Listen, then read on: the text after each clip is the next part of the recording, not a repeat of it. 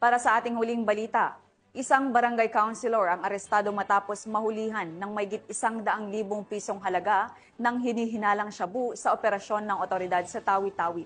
Ang buong detalye ay hatid ni Patrolwoman Leonora Gawang. Sabat ang 136,000 pesos mula sa isang barangay konsehal na umano'y kabilang sa regional target list sa isinagawang bypass operation ng PNP PDEA BARM sa barangay Tanga, Tandubas, Tawi-Tawi nito lamang Setyembre taong kasalukuyan.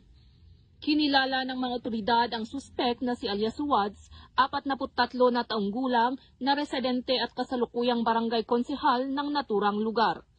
Bandang alas 4 ng hapon ng nasabing petsa nang isagawa ang operasyon sa pagkikipag-ugnayan sa Tandubas MPS at 3rd Maneuver Force Platoon ng 2nd Provincial Mobile Force Company Tawi-Tawi PPO kasama ang Provincial Intelligence Team Regional Intelligence Unit 9 na nagresulta sa pagkakaaresto ng suspek matapos maaktuhang magbenta ng hinihinalang shabu sa isang undercover agent sa isinagawang bypass operation.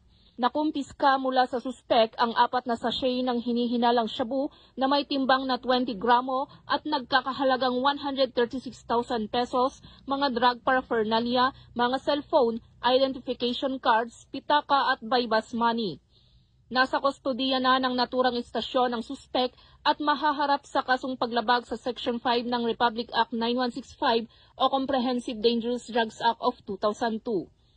Patuloy na hinihikayat ng PNP ang publiko na makipagtulungan sa mga otoridad sa pamamagitan ng pagbibigay ng impormasyon ukol sa mga ilegal na aktibidad upang mapanatili ang kapayapaan at kaayusan sa ating mga komunidad. Mula rito sa rehiyon ng Bangsamoro, ako ang inyong Police News Network Correspondent, Patrolwoman Leonora Gawang, alagad ng batas, taga-taguyod ng Balitang Pulis.